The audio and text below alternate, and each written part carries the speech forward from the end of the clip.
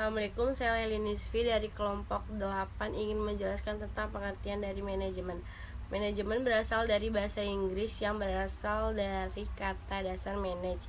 Definisi manage menurut Kamus Oxford adalah to be in charge or make decision in a business or an organization, memimpin atau membuat keputusan di perusahaan atau organisasi. Dan definisi manajemen menurut Kamus Oxford adalah the control and making of decision in a business or similar organization, yang artinya pengendalian dan pembuatan keputusan di perusahaan atau organisasi sejenis.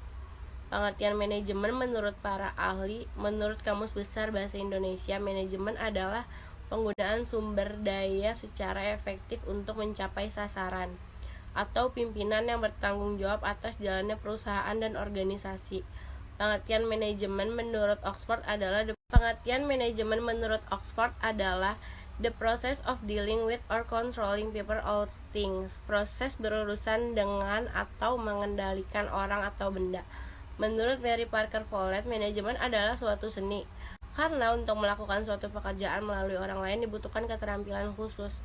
Menurut James A. F. Stoner, manajemen adalah suatu proses perencanaan, pengorganisasian, kepemimpinan, dan pengendalian upaya dari anggota organisasi serta penggunaan semua sumber daya yang ada pada organisasi untuk mencapai tujuan organisasi yang telah ditetapkan sebelumnya. Lingkungan eksternal langsung. Manajemen dan lingkungan eksternal dalam pembahasan manajemen tidak lepas pada masalah lingkungan. Perbedaan kondisi lingkungan terhadap konsep dan teknik serta keputusan yang akan diambil sebagai seorang manajer harus hanya memperhatikan lingkungan usahanya atau ekstern. Untuk mencapai tujuan organisasi tidak lepas dari lingkungan ekstern yang terjadi, apalagi bagi organisasi atau perusahaan yang menghasilkan barang-barang yang dibutuhkan oleh konsumen. Oleh karena itu, manajer harus memperhatikan dan mempertimbangkan unsur-unsur di organisasi atau perusahaan yang menghasilkan barang-barang yang dibutuhkan oleh konsumen. Oleh karena itu, manajer harus memperhatikan dan mempertimbangkan unsur-unsur serta kekuatan-kekuatan lingkungan ekstern dalam setiap kegiatan manajemen. Lingkungan eksternal langsung merupakan kekuatan-kekuatan yang berada luar kemampuan atau kendali perusahaan yang berpengaruh secara langsung terhadap kinerja organisasi dan manajemen. Lingkungan tersebut meliputi perusahaan, penyedia, pelanggan, lembaga perantara, pesaing, dan masyarakat umum. Variabel-variabel eksternal ini terbagi menjadi dua jenis, yaitu ancaman dan peluang. Pemasok berfungsi sebagai penyedia fasilitas dan sarana yang dibutuhkan oleh perusahaan.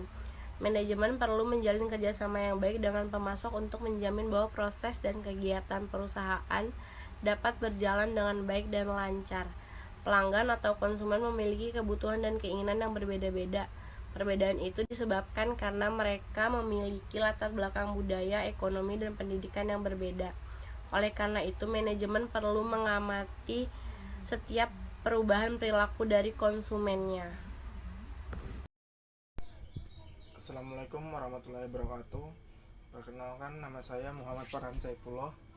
2. Lingkungan umum perusahaan.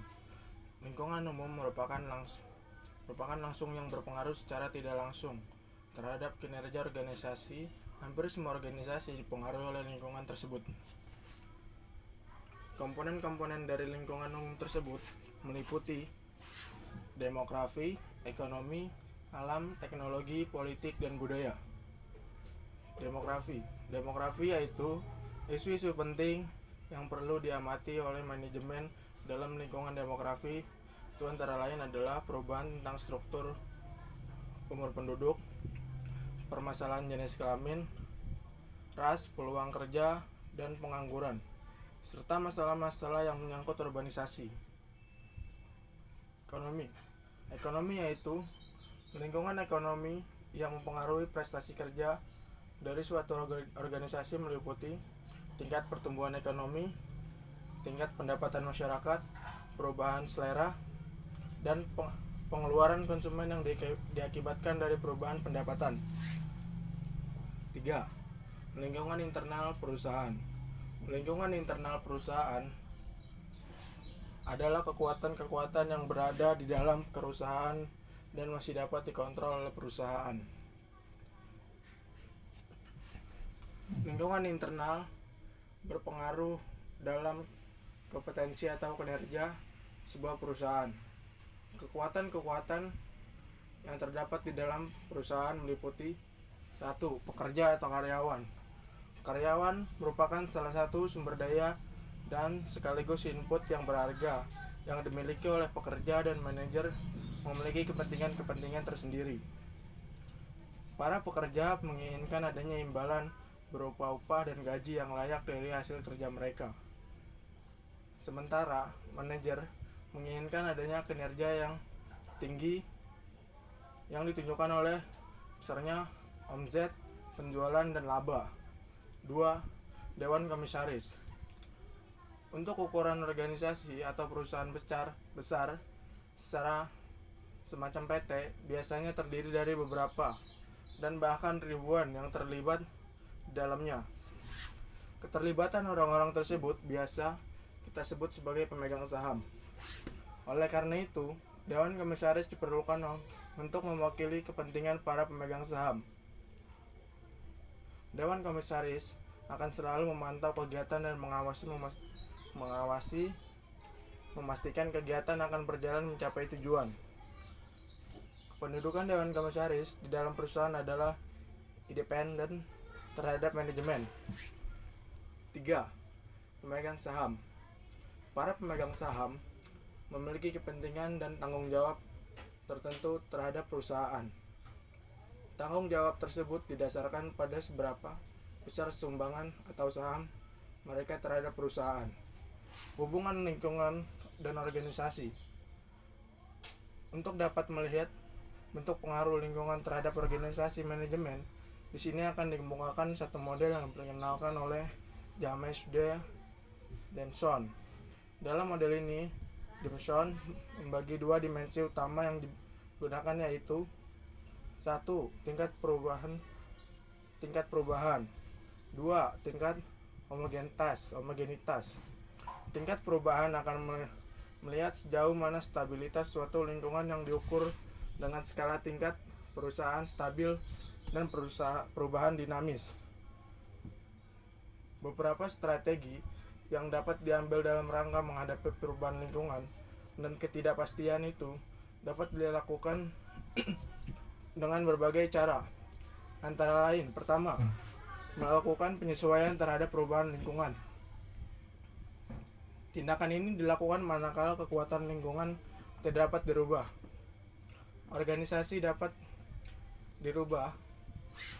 Melakukan penyesuaian dengan mengubah organisasi, struktur, atau desainnya. Kedua, melakukan pemantauan. Melakukan pemantauan lingkungan secara tidak langsung. Dalam hal ini, manajer tidak harus terus memantau perkembangan lingkungan dengan mencari informasi dari berbagai media. Ketiga, mempengaruhi lingkungan. Langsung alternatif dari tindakan ini adalah melakukan lobby, pemasangan iklan, dan perundingan dengan pihak-pihak terkait. Berbagai pendapat menyatakan bahwa lingkungan sebuah organisasi perusahaan industri terdiri dari bermacam-macam segmen, seperti industri, bahan baku, tenaga kerja, keuangan, pasar, teknologi, kondisi ekonomi, pemerintah, dan kebudayaan. Industri yaitu segmen ini berpengaruh terhadap ukuran organisasi, intensitas promosi yang perlu dilakukan, jenis konsumen, serta tingkat keuntungan rata-rata dari seluruh organisasi yang bergerak di sektor kegiatan tersebut. Banyaknya organisasi yang bergerak di sektor kegiatan yang sama berpengaruh terhadap tingkat ketidakpastian dalam persaingan antara organisasi. Bahan baku yaitu organisasi mendapatkan bahan baku dari lingkungannya. Kerap kali lingkungan tidak menyediakan bahan baku dalam jumlah yang cukup, ataupun bahan baku tersedia dengan harga yang tinggi, sehingga membahayakan bagi organisasi. Tenaga kerja yaitu organisasi perlu mendapatkan tenaga kerja dalam tingkat keahlian, kualifikasi, dan jumlah yang cukup. Jika kebutuhan tenaga kerja ini tidak dapat dipenuhi oleh lingkungan, organisasi akan mendapatkan kesulitan dalam menghasilkan output. Keuangan keuangan, yaitu segmen ini menggambarkan tingkat kemudahan untuk memperoleh sumber keuangan bagi organisasi. Bursa saham, pasar modal, bank, dan perusahaan asuransi merupakan bagian dari segmen keuangan ini. Pasar yaitu segmen ini menggambarkan besarnya permintaan terhadap produk atau jasa yang dihasilkan oleh organisasi. Segmen pasar berpengaruh terhadap organisasi melalui besarnya permintaan akan output organisasi. Teknologi yaitu teknologi yang merupakan pengetahuan serta teknik-teknik yang digunakan untuk membuat produk ataupun jasa berpengaruh terhadap cara pengolahan organisasi. Tingkat teknologi yang digunakan berpengaruh terhadap ukuran dan tingkat keahlian yang harus dimiliki dalam organisasi. Organisasi yang tidak mampu mengikuti perkembangan teknologi seringkali terpaksa menghentikan kegiatannya. Kondisi ekonomi yaitu segmen ini menggambarkan keadaan umum dari perekonomian daerah ataupun negara di mana suatu organisasi berbeda. Kondisi ekonomi ini antara lain digambarkan oleh besarnya daya beli konsumen, bahan baku dan tenaga kerja, tingkat permintaan terhadap produk suatu sektor, dan kapasitas produk total dari sektor. Pemerintah yaitu segmen ini mencakup peraturan-peraturan dari sistem pemerintahan serta sistem politik yang meliputi organisasi. Kebudayaan yaitu segmen ini mencakup karakteristik demografis dan sistem nilai yang berlaku pada masyarakat di mana organisasi berada. Karakteristik demografis mencakup distribusi penduduk menurut umur, distribusi pendapatan, tingkat pendidikan, penyebaran penduduk, dan sebagainya. Baiklah, sebelumnya izinkan saya memperkenalkan diri. Saya Pratiwi Ilyas dan kali ini saya akan menjelaskan mengenai fungsi manajemen. Fungsi manajemen adalah elemen-elemen dasar yang selalu ada dan melekat dalam proses manajemen yang akan dijadikan acuan oleh manajer dalam melaksanakan kegiatan untuk mencapai suatu tujuan. Ada 3 fungsi manajemen yang sangat umum digunakan, yaitu perencanaan, pengorganisasian, dan pengontrolan. Yang pertama, perencanaan atau planning. Perencanaan adalah kegiatan pertama seorang manajer dalam rangka melaksanakan fungsi manajemen agar dapat membuat keputusan yang teratur dan logis. Sebelumnya, harus ada keputusan terlebih dahulu sebagai bentuk petunjuk langkah-langkah selanjutnya. Keputusan itu mencakup hal-hal sebagai berikut. Yang pertama, analisis, yaitu perhitungan bagaimana perkiraan di masa depan. Yang kedua, sasaran, yaitu perincian singkat dan tugas mengenai sasaran yang ingin dicapai, menetapkan hasil yang diinginkan. Yang ketiga, kebijakan, yaitu rumusan cara-cara kerja yang akan dilaksanakan. Yang keempat, program, yaitu urutan langkah-langkah yang akan dilakukan untuk mencapai sasaran. Yang kelima, schedule waktu, yaitu penetapan waktu atau jadwal yang harus dilakukan. Yang keenam, anggaran keuangan, yaitu penetapan sumber-sumber keuangan yang akan digunakan untuk melaksanakan proses yang direncanakan. Planning yang efektif harus memenuhi 5W1H, yaitu yang pertama, what, apa tujuan yang hendak dicapai. Yang kedua, why, mengapa hal tersebut perlu dilakukan. Yang ketiga, where, bagaimana hal tersebut akan dilakukan. Yang keempat, when, kapan hal tersebut akan dilakukan. Yang kelima, who, siapa yang akan melakukannya. Dan yang terakhir, how, bagaimana cara melakukannya. Fungsi perencanaan bermanfaat untuk hal-hal sebagai berikut. Yang pertama, mengimbangi ketidakteraturan dari perusahaan. Yang kedua, memusatkan perhatian pada sasaran. Yang ketiga, memperoleh pengelolaan yang ekonomis dan efektif. Yang keempat, memudahkan pengawasan. Yang kelima, mendorong orang memberikan prestasi. Fungsi manajemen yang kedua yaitu pelaksanaan. Tahap pelaksanaan merupakan penerapan atau implementasi dari rencana yang telah ditetapkan dan diorganisasikan. Pelaksanaan merupakan langkah-langkah rencana di dalam kondisi nyata yang mengakibatkan segenap anggota organisasi untuk mencapai tujuan yang telah ditetapkan. Perencanaan adalah penggerakan orang-orang agar mau bekerja dengan sendirinya atau penuh kesadaran secara bersama-sama untuk mencapai tujuan yang dikehendaki secara efektif. Dalam hal ini, dibutuhkan kepemimpinan atau leadership. Leadership adalah kemampuan untuk mempengaruhi orang lain agar mau bekerja dengan tulus, sehingga pekerjaan berjalan lancar dan tujuan dapat tercapai. Tujuan manajemen yang ketiga yaitu pengawasan atau controlling. Pengawasan adalah fungsi manajemen yang tak kalah pentingnya. Karena dalam pengawasan dilakukan koreksi. Pengawasan diperlukan untuk memperlihatkan apakah rencana dilaksanakan sesuai dengan tujuan. Tujuan pengawasan adalah untuk mencegah atau untuk memperbaiki kesalahan, penyimpangan, penyelewengan, dan kegiatan lainnya yang tidak sesuai dengan rencana. Di dalam pengawasan, paling tidak dilakukan 3 proses, yaitu yang pertama, melakukan pengukuran terhadap hasil kerja yang telah dicapai. Yang kedua, melakukan perbandingan hasil kerja yang telah dicapai dengan standar yang telah ditetapkan sebelumnya. Yang ketiga, melakukan koreksi terhadap hasil kerja yang meliputi pembiayaan dan efisiensi kerja.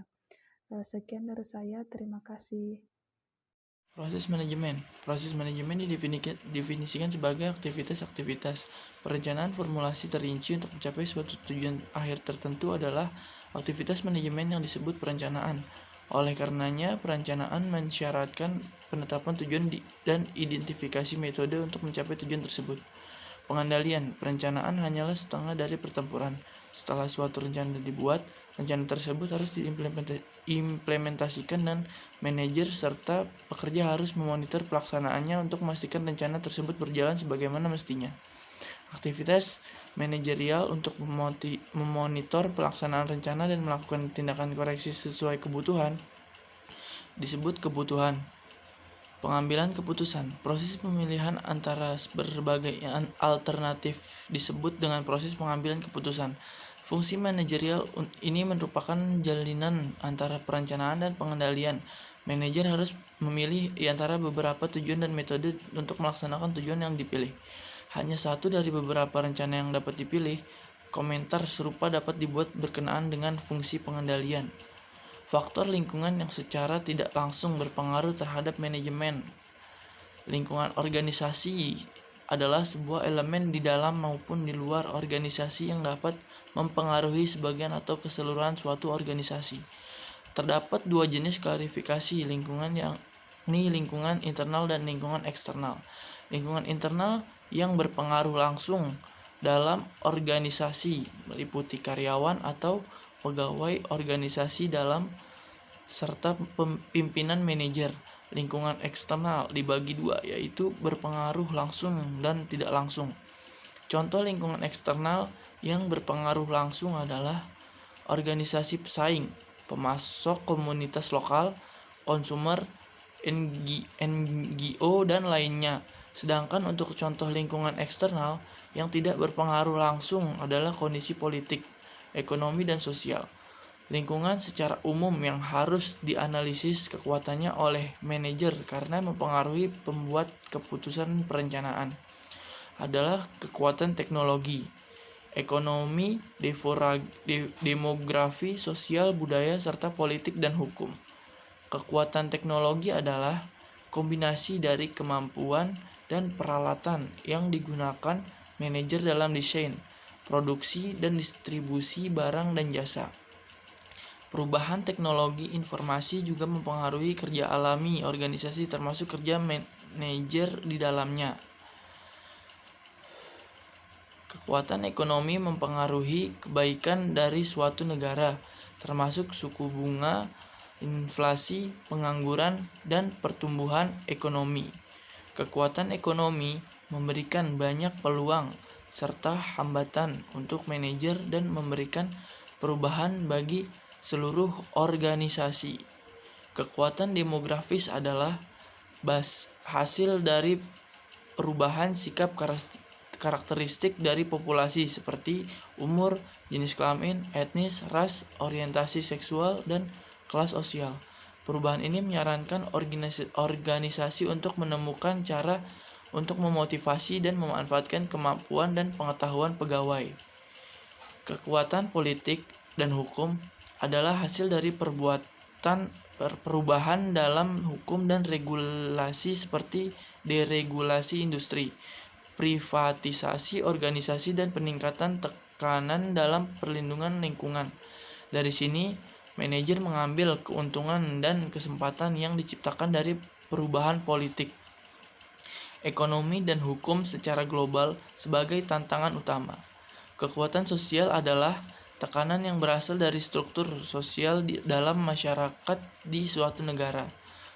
Struktur sosial adalah pengaturan hubungan antara individual dan grup dalam masyarakat. Masyarakat berbeda secara substansi dan struktur sosial karena terdapat derajat tinggi dan rendah.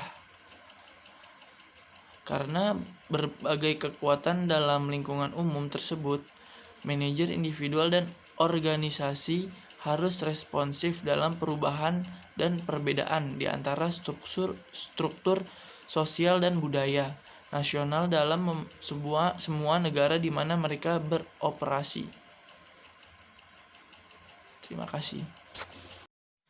Assalamualaikum warahmatullahi wabarakatuh. Nama saya Linda Setiawati, NPM 2020-1450-1244. Faktor lingkungan yang secara langsung berpengaruh terhadap manajemen. Yang pertama, para pesaing.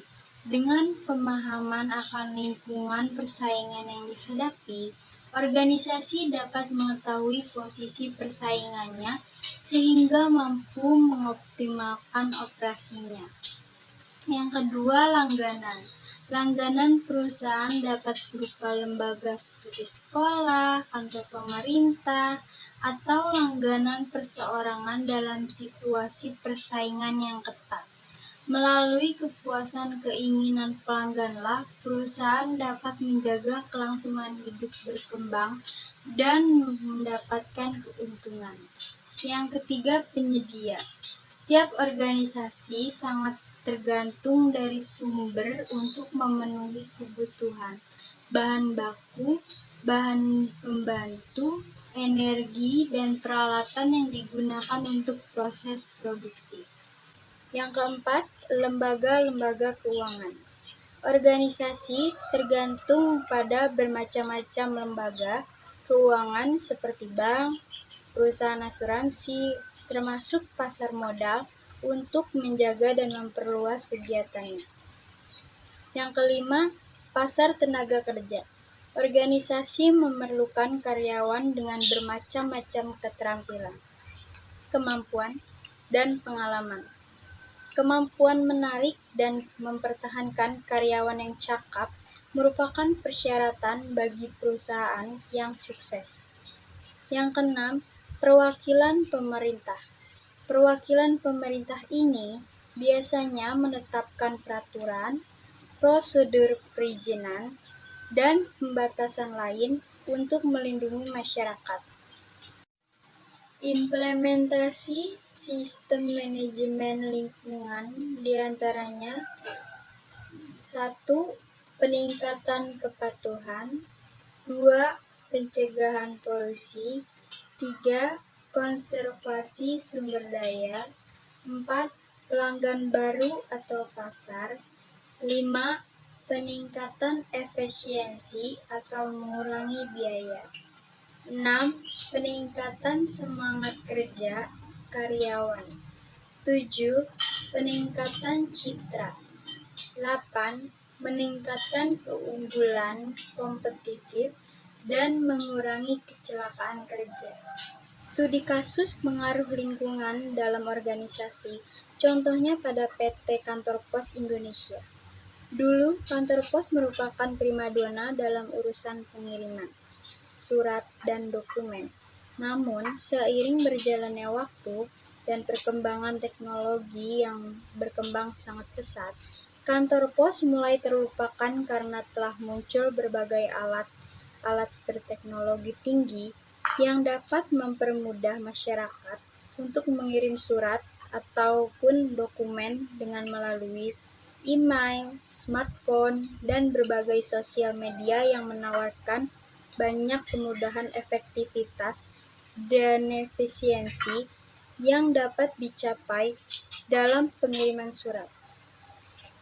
Dengan lingkungan eksternal yang telah berubah, yang dipengaruhi oleh kemajuan teknologi.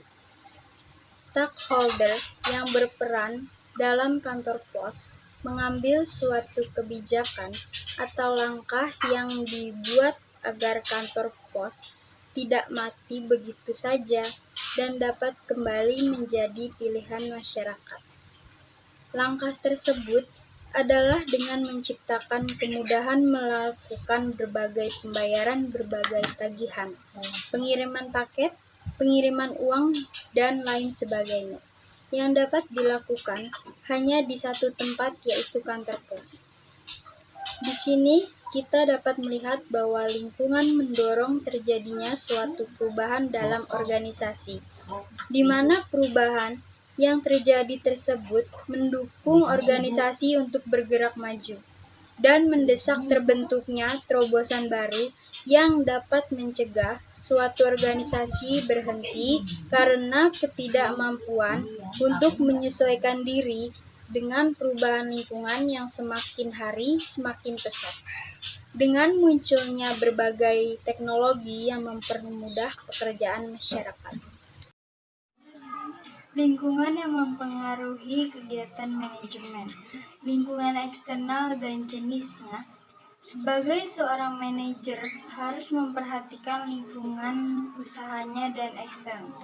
Untuk mencapai tujuan organisasi tidak lepas dari lingkungan ekstern yang terjadi.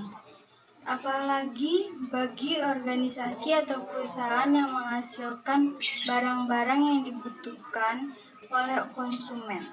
Oleh karena itu, manajer harus memperhatikan dan mempertimbangkan unsur-unsur serta kekuatan-kekuatan lingkungan ekstern dalam setiap kegiatan manajemen. Lingkungan ekstern atau eksternal terdiri atas unsur-unsur yang berada di luar organisasi, di mana unsur-unsur itu tidak dapat dikendalikan dan diketahui terlebih dahulu oleh manajer. Di samping itu juga akan mempengaruhi manajer dalam pengambilan keputusan yang akan dibuat. Unsur-unsur lingkungan eksternal organisasi contohnya yaitu perubahan ekonomi, peraturan pemerintah, perilaku konsumen atau masyarakat, perkembangan teknologi, politik, dan lain sebagainya. Lingkungan eksternal dibagi menjadi dua, yaitu lingkungan makro, lingkungan yang mempunyai pengaruh langsung terhadap kegiatan manajemen, yang terdiri atas penyediaan, langganan, para pesaing, lembaga perbankan, dan bukan bank, dan lain sebagainya.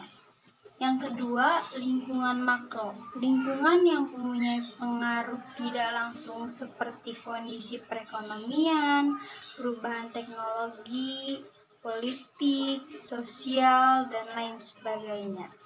Faktor-faktor yang berpengaruh penting dalam kaitannya dengan pemilihan letak perusahaan yang bersifat industri adalah kedekatan dan ketersediaan bahan mentah, ketersediaan tenaga air, ketersediaan tenaga kerja, ketersediaan modal, kemudahan transportasi, serta kedekatan pasar, dan kesesuaian iklim.